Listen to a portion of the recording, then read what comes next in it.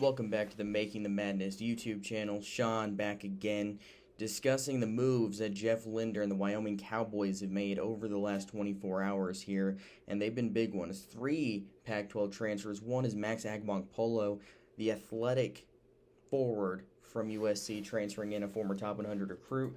Agmonk Polo averaged 7 points per game last year, 4 rebounds.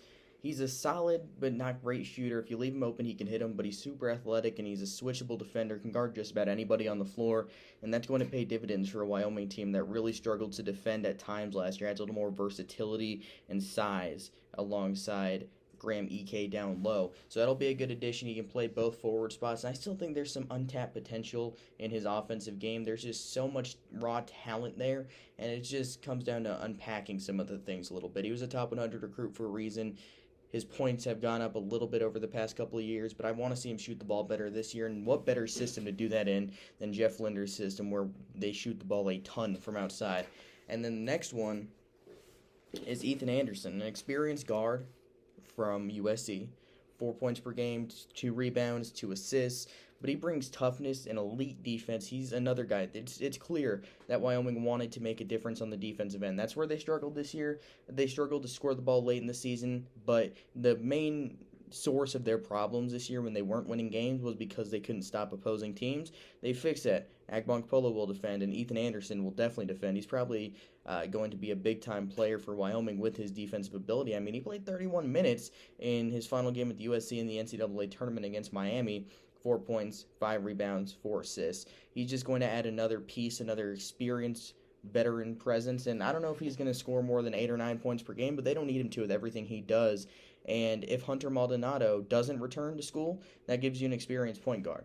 And if Maldonado does return, then Anderson could come off the bench as a 6-man, or he could start next to Maldonado due to his defense, and he can score the ball occasionally if you leave him open from outside. He can drive the ball a little bit, but it's a good insurance policy at the point guard spot in case you do not get Hunter Maldonado back, who is testing the NBA draft waters, but keeping his options open. And then third, we're talking about Jake Cyman. He was a very solid player in his freshman season at UCLA.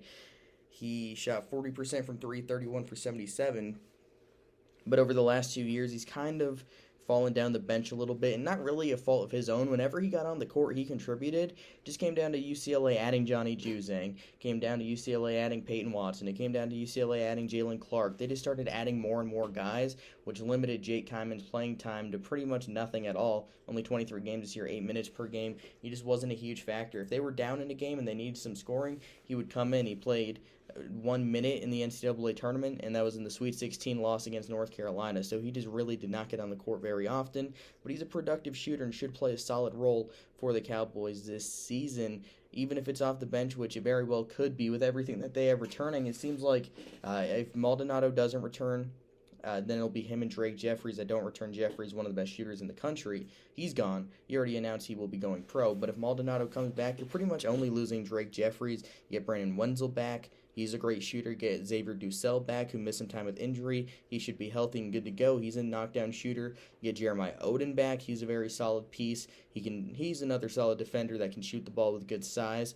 And then Hunter Thompson's another shooter off the bench. There's so much shooting. And then when you have two players like Hunter Maldonado and Graham EK that could win Conference Player of the Year, the sky's the limit for this team with Maldonado, and I still think they're a potential tournament team without Maldonado because Ethan Anderson. So Jeff Linder has turned Wyoming into a legitimate threat in the Mountain West Conference after some years of not being very good. I mean, it's pretty incredible. I don't know if they're going to be the preseason favorite. There's a ways to go until we figure that out. I expect San Diego State to be right there.